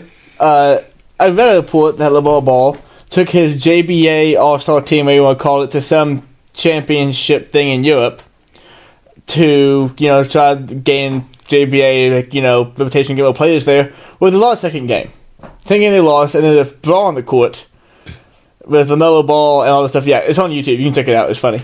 But I think did LeVar bust out any of his Monday Night Raw moves or not? He said he wanted to choke LaMelo. Nah. Yeah, he was not happy with his son for doing that. He should have done it. That would have been awesome TV. That would. How old is LaMelo? 17. Oh, so how does this fly under the radar? He's talking about his 17-year-old son and now he wants to choke him? It's because I'm pretty sure that's illegal. It's because Magic Johnson and LeBron James have paid off every single media person in the country to not report anything on LeVar Ball. They don't want him there. They won't even near him. They sent LeVar Ball to Europe with the JBA team. Paid for the whole thing, probably. While I was over there, LeVar Ball said, Conor McGregor made that whiskey. Pop for 12. I had some BBB whiskey. Oh, my goodness. While I was over there, taking a little trip over to Ireland, going to a distillery, made BBB whiskey. I would be the first on board with It should come with gold flakes and a crystal bottle. It will sell for $500 a bottle, and we'll sell 2. You sell 2. and LeVar. Yeah, me and LeVar will be the only guys buying it. Dude, the guy couldn't sneeze last year without people reporting it. And this year he's talking about how he wants to choke his 17-year-old son on the basketball court, and I didn't hear a word of it. I knew about that. I knew it. Yes, I've got a big baller brand T-shirt. They better be sending me reports on my phone whenever LeVar does something this stupid, because I missed out on that. Yeah. That's absolute bullshit. I can't believe this is happening, but thank God he's still alive. Wow. Yeah, no, it's great that LeVar's still alive. I just want to see him more in the media. This is one thing that's bothered me. LA media, they'll cover anything. Basically, with LeVar Ball, ESPN would tell us, LeVar woke up this morning and he cooked breakfast. That was a report. So I need more LeVar Ball. Yeah. I want LeVar in the locker room with LeBron. I want him to give a pump-up speech at halftime one game. I want the Lakers to win a championship. I want LeBron to win. Secondly, I want to see LeVar after winning a championship. Because he didn't give him credit to anybody at all season. Early season, I think. You remember whenever J.R. Smith was shirtless at the whole parade? That'll be LeVar. I want to see LeVar Ball I just want to see what he said about Lonzo. I just want to see what he says. I want to see the commissioner present the award to the Lakers and hand LeVar the MVP trophy. And like the finals MVP. No. They just hand it to LeVar and they just say, "Thank you for staying out of this team's way." Thank you for showing up. Thank you for trying to choke his son in Europe, where nothing ever happens apparently. Wow, that is unbelievable. I cannot believe I missed that. Wow. So wait and see. Let's get to a little fun game here. Darts. Each week we play a different dart game. Wait and see what we got for us today. Pew, pew, pew, pew, pew. We're playing darts, baby. Well, as you can tell, just me and Drake by ourselves this week. Can't really say that, but just two of us. Yeah, two-man weave. It's kind of hard playing all the two people. So this week we mix it up a little bit. Drake, I have compiled 5 sports stories. Some are real, some are fake. Can you point the fake ones? Yeah, dude, because if you'd have told me the LeVar Ball one, I would have been wrong. Okay. Wow.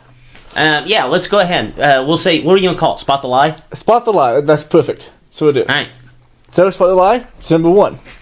On Monday Night Football, Eric Reed's cleats will feature a picture of Colin Kaepernick kneeling and Roger Goodell with a clown face on.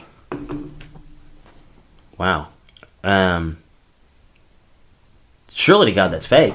That is fake. Oh, wow. His cleats will have Kaepernick kneeling, but not Goodell with a clown face on. I'm kind of bummed. I wish I had Goodell with a clown face on. I would rather just have the clown face. That would be I know. awesome. That's great. So wait a second. How does he get to do that? Will he get fined? Probably, yeah. It's a lot of like... Because, well, you know how they do the 1 week where everybody gets to wear their stuff? Like, Eric Berry was hurt. Like, I didn't know if he retroactively got to, like, support a cause. No, this is Eric Reed. Oh, Eric Reed. Oh, Yeah. okay. So I was got thinking cut Eric Berry. Yeah. Wow. It's a big deal for him. Yeah, I think Cam did it too, but the cleat has, like, several influential African Americans on it. I think Cap is one of the people. Wow. Okay. A second story. Oscar De La Hoya was to settle his recent beef with Dana White, quote, in the ring. Dana White recently had an interview where he called Oscar De La Hoya an effing cokehead and called him out for basically putting Chuck Liddell in a death match. Oscar De La Hoya continued saying, "Get off the juice and we'll talk. I'll get up 50 pounds. I don't care." I know that they've been beefing really bad lately, and I know that Dana came out and said that like Chuck was, one of his dear friends, and I know that they basically loved each other from the beginning. He's hated Dana White's hated Tito Ortiz basically since Tito Ortiz was born. So I definitely know that he didn't like the fight. Oh man, I could see Dana White kind of going at the neck of Oscar De La Hoya. But I don't think Oscar De La Hoya would want to... Well, I don't know. He just had two 50-year-old guys fight. I'm going to believe this one. I believe this. It is true. It is true. It is true. He said that. He said, "Let's settle in the ring, get off the juice, and we'll talk." Now, I want Dana White on steroids if they fight. I want to see him fight. Yeah, I want to see them fight. I want to see De La Hoya with a big old lion again in the ring. I want to see Dana White shoot up a whole syringe of steroid into his ass before he fight. Yeah, that would be one of the greatest fights ever. No, but that doesn't surprise me because if he's at least he's a man. He practiced what he preaches. Like if you're gonna want 50-year-old guys to fight, if you're 50, you better be able to get your ass in the ring too. So that's the only reason why I believe that. Just because De La Hoya is that dumb. Next one. Philadelphia 76ers center Joel Embiid, alluding back to an Instagram post he made in October where he said that he had buying realty in Andre Drummond's home, Africa. Her reporter looked into buying a small part on Drummond's brain in order to make sure he's always in there. True or false? He wants to buy a piece of... He had looked into potentially buying a piece of Andre Drummond's mind so he knows he's always in there. I don't know how you could possibly buy a piece of somebody's brain. I would sell a piece of mine for fairly cheap. I'm going to go with that's got to be fake. It is fake. Okay. It is fake. Okay, I just don't know how you can buy somebody's mind. I guess you could sell a portion of it, but I could definitely see, like, if you'd have said, Joel Embiid was going to buy, like, a plot of land right next to Andre Drummond and just put, like, a lookout tower right outside, I would have believed that for any drop of a hat. But I sniffed out the lie there. All right. Speaking of Trevor Ariza, talking about that trade earlier, you heard that it got canceled at first because it had Devon Brooks in there? Yes, that is the funniest thing ever. The team wanted Marshawn. The team wanted Dillon, but again, Marshawn. Yeah. Well, do you see why the Grizzlies didn't want to give up Dillon Brooks? What was that? Grizzlies GM Chris Wallace came on and said one of the reasons why he now traded to the Suns is after some games, he will give veteran stars Marc Gasol and Mike Conley shoulder, back, and foot rubs to keep the muscles loose and keep them healthy for the season. Oh, man. Is that one of the reasons why he not get traded? It's Memphis. Anything can happen. I'm going to go with a yes. That is false. That's false? That is false. He definitely did not keep Dylan Brooks on the team to rub Mike Conley and Marc Gasol's feet. It's the NBA, man. I know. Especially in I would Memphis, have been shocked if that came out. No, I honestly wouldn't have. Wow, yeah. I just thought he was a team guy. And our final one. Long overdue. Alfonso Ribeiro, who is Carlton from Freshman to Bel Air, Okay. is suing Fortnite and 2K for using the Carlton dance. Oh, 100%. That's true. Why? Because he wants to... He wants to get a... Well, since he hadn't had a show on TV since like the 90s, he's probably about out of money. He only did that dance I knew at so he many did parties. Dancing with... I think he was on Dancing with the Stars. Yeah, so you only do that stuff so long and get checks like that, so he probably needs a little bit of cash. Did he have a trademark on the dance or a copyright on the dance? I don't know how it's going to go down, but I'm excited to see it. Yeah, I want to watch this. Oh, man, I hope they don't take all Fortnite's money. Fortnite shut down. Alfonso's going to own Fortnite. Yes, Carlton's trying to destroy my He's game. going to own Epic Games and 2K Studios. Perfect. Wow, I can't believe that. So I went 3-2. You went 4-1. 4. Okay, I'll take I'm that. impressed. I'm I'll really take that. impressed you get De La Hoya one. Yeah, well, I just knew Oscar De La Hoya is that dumb. Like, now, if I thought that Oscar De La Hoya was a savvy cat, I wouldn't think that'd be true. But yeah, Oscar De La Hoya, man, what a guy. So let's get to a little college hoops here. So Gonzaga goes down again. Mark Few's Bulldogs have had a little hard time the last few weeks. They lost to Tennessee last week. Now they drop a game to Roy Williams Tar Heels. Gonzaga, they'll run through their conference, but with these losses, they're going to leave a big question mark for this team heading into March. Where do we have them at right now? Right now, if you ask me, I put them probably about a 3 or a 4 seed, because based on what we've seen the past weekend against good teams, depending on close weeks, they can't beat them. That being said, in a few months, after they do run through the conference, or what they do in that, they're going to get a 2 or a 3 seed. But you're going to think back in your mind, okay, they're a good team, but they lost to other good teams earlier this season, and you're going to have them going out early in your bracket, probably. And so I don't think, in my opinion at least, that they can look past these losses when it comes time to decide who's the higher seed and say, well, they had 2 chances to get marquee wins early in the season, lost them both, then they beat a crap ton of non-Power 5 schools, and now they have 27 wins. Yeah, and this is kind of just like, this is how sports cycle through. Like, forever, it was basically like, oh, Gonzaga didn't play anybody going into the tournament. They're awarded a 2 seed, even though that they're, they basically almost ran the table, had 1 or 2 bad losses, but they didn't play anybody. Even their non-conference schedule wasn't that great. Like this year, they've over the past couple of years, they went out and made sure that they get these tough games. And I think, if you go 2-1 in these games and you run through your conference, I think you're locked into a 1 seed. Really, I think you can have 1 or 2 bad losses and still get the 1 seed if you win 2 or 3 of these games. But, at the end of the season, they're going to be sitting there with, 3 games of quality that they played. They're going to have 3 wins over St. Mary's. Yes, and then they'll have 3 wins over St. Mary's like they always do. Well, they beat Duke, didn't they? Yeah. Yeah, but that's what I'm saying. They were 1 for 3 out of those. Like, if you go 2 for 3, different story. Like, oh, you had a hiccup against a really good team. So basically, I think that the only way that this team does get the 1 seed in March, whenever it boils down, is if Duke just dominates for the remainder of the season. And really, their only hiccup was against Gonzaga and maybe 1 or 2 other teams. But I don't know. This doesn't tell me how good Gonzaga is, because I always look at Gonzaga as like a team. Oh, yeah, they're a top 10, top 15 team. But, I never look at them as like a legitimate chance to win the title.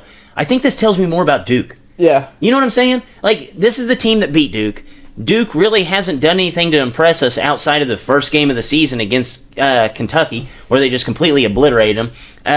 And then Gonzaga goes on and loses against a team that Duke will play twice. The game really wasn't even that close. And then they get beat by Tennessee. Close game, though. Very close game. Could have went either way.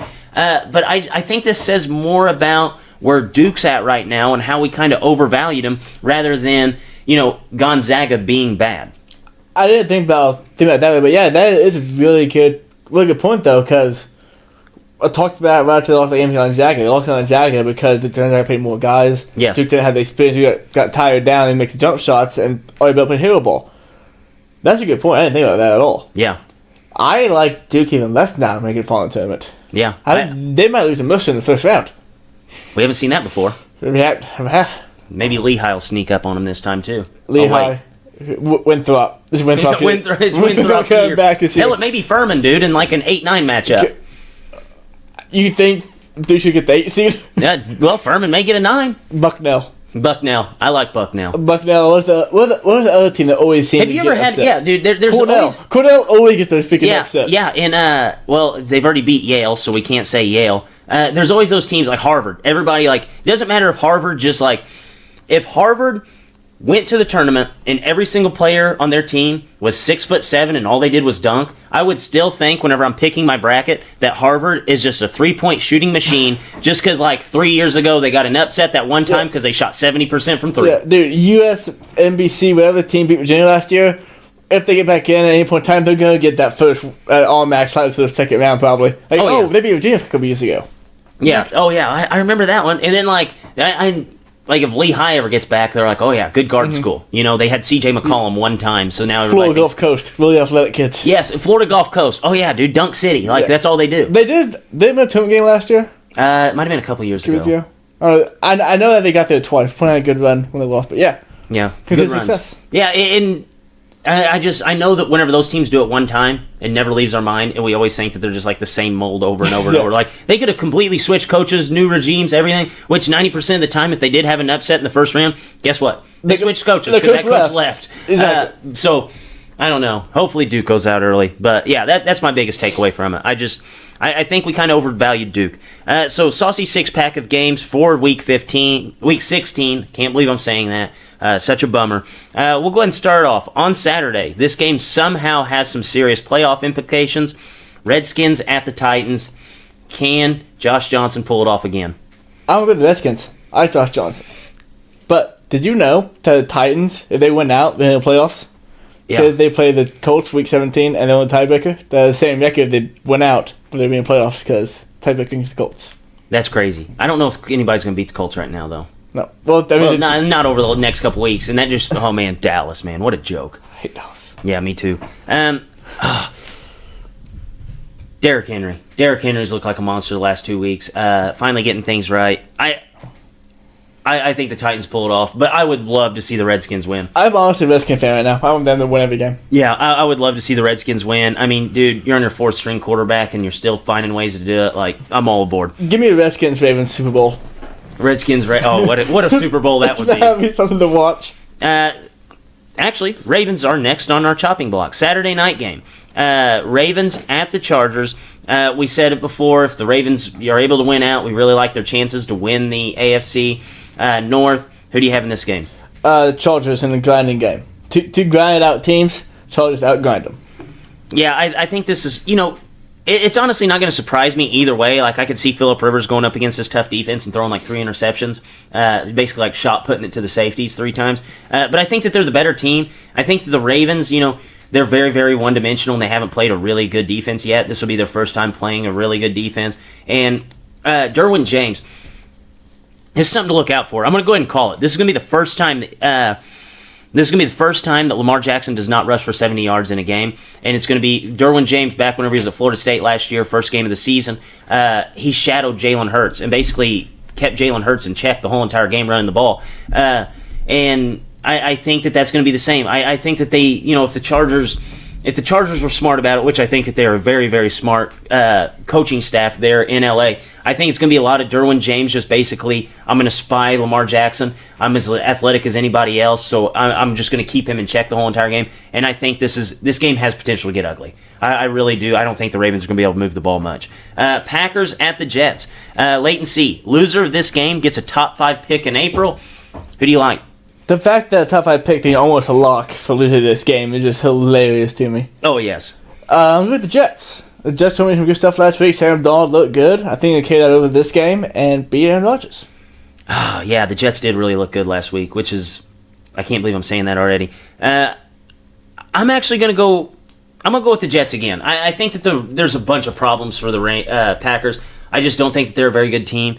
Man, I feel like every game we have is going to, like, all the games this week are close, whether they're good teams or bad teams. These are two bad teams. I'm just going to give the edge to the Jets. Are you just because overall they're better. Are you by chance cheering for the Packers in this game, though? Yes, I want the Packers to basically win the next 2 weeks. That way they are just in the terms of mediocrity. Yeah, I don't want them to get a good draft pick. Which they've shown it before. If they get a good draft pick, they'll waste it. It's an odd dynamic having a favorite team. Yeah, I know. So Bengals at Browns.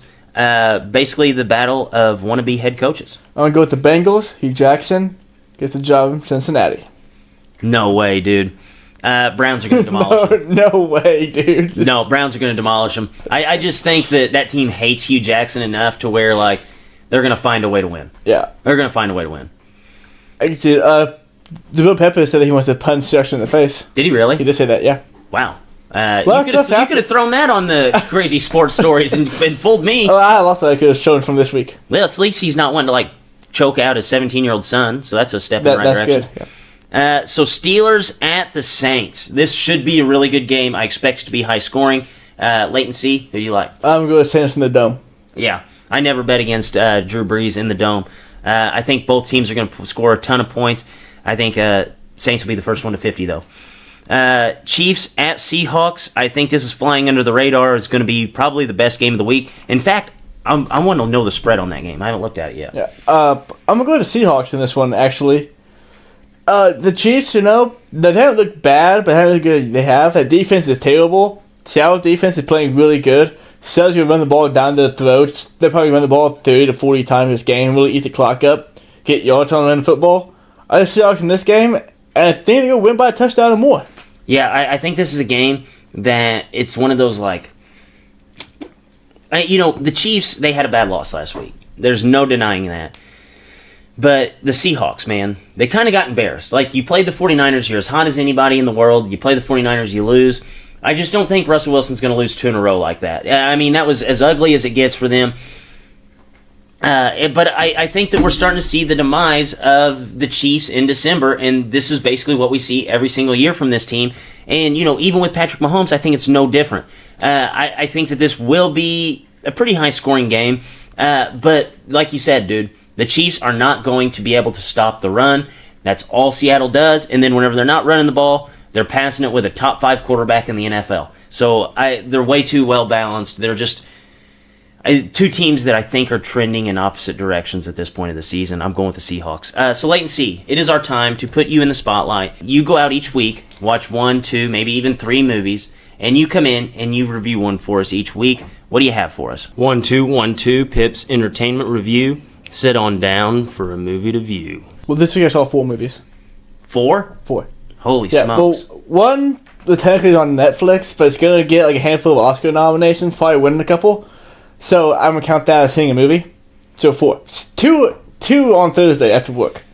Wow. Have you ever sat in theater 4.5 hours before? I've never.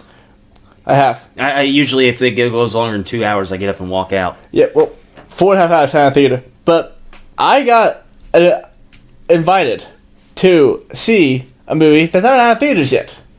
What is it? I applied for invitation online, and I was one of the people selected.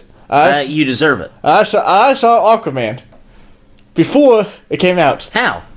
Because on Amazon Prime thingy, you hit an invitation, and it picks how many seats the theater gives out, and that many people get to go watch Aquaman a week early for one night only. So on Saturday night, I by myself went to watch Aquaman. That's unbelievable. I know. Wow. It was awesome. Wow. I was very excited about it. So, what'd you think? Well, so DC Universe... So is it still out? Not out yet? No, it comes out Thursday. Wow. You lucky dog. I know, it's cool. That is cool. But, so, DC Universe has a reputation of being very dark and grim, and that's been one of the faults over Marvel, because people don't want to see dark movies all the time. They want to see, light, fun movies that can really get a kick behind anybody else. And Aquaman tried to do both. James Wan is the director, and James Wan did The Conjuring. He did Fast and Furious 7, so he basically been able to The Conjuring and Fast and Furious 7. Exactly. So what? Exactly. So he's been able to succeed with whatever he's done, whatever genre he want to go into. So I was really interested to see what he's going to do in a superhero movie. Yeah, those are like the 3 movies that are like on opposite ends of each spectrum. Exactly, superhero movie, particularly the DC universe, where it is, darker, less exuberant than Marvel movies is. But he did as much as he possibly could, I think, to make it like a Marvel movie, and it worked out pretty good. Going into this movie, I thought, okay, well, Aquaman is a dumb superhero, therefore, it's going to be a dumb superhero movie. But it wasn't. It wasn't. He made Aquaman into a complete badass. Like, if you know, jacked to the gourd. I've seen pictures. Yeah. If you know nothing about Aquaman before you see this movie, you'd think he's the best superhero there is. Yeah, no, I've seen pictures before where, like, I've always, like, thought of Aquaman as, like, this little skinny guy with, like, blonde hair, kind of looks like a wimp, and then I see this, and I'm like, he looks tougher than all the other superheroes combined. Yeah, I can't remember his name right now. It's, Momoa. I can't remember what it is. I'm calling him Khal Drago, because that's where he played in Game of Thrones. Fun fact. He looks like he'd have played on Game of Thrones. It did not. He was actually the leader of Dothraki, which were, like, they had horses and cave and shit. But no. Fun fact. I watched this movie. I had never seen him speak English until this movie. Wow. Because in the Game of Thrones, there's Dothraki, he spoke a language called Dothraki. So, that was fun. So that's reading. It was reading. You had to read. I did read. In the Game of Thrones, not in this movie. Wow, that sucks. Okay, well, go back to the point, though. So James Wan, in this movie, tried the best he could. The underwater world of Atlantis he made was really, really awesome to look at. It looked cool as shit. But it really got bogged down by just, like, kind of cotton candy dramatics, like the dramatic stuff was not really that dramatic, and silly characters and just poor writing. Like, I know superhero movies that kind of thing's gonna be like, so it was like really cheesy. A great screenplay, so cheesy. It's I'm gonna spoil one part of the movie real quick. So do you know how like close your ears? So do you know how like superhero like movies or comic books or whatever, they'll like return somebody's name, there'll be that long pause, and then they'll say his name. There's one scene I literally laughed out loud a little bit, because this guy was like, just call me. The pause was actually that long, went to his face. We pick it back up, Ocean Master. Ocean Master. Yeah, which is, I guess, Aquaman's huge, like, villain in the comic books, I guess. The villain's name is Ocean Master. Yeah, Dick Van's comic book. Aquaman. Ocean Master, yeah. Was there a guy named Ocean Spray?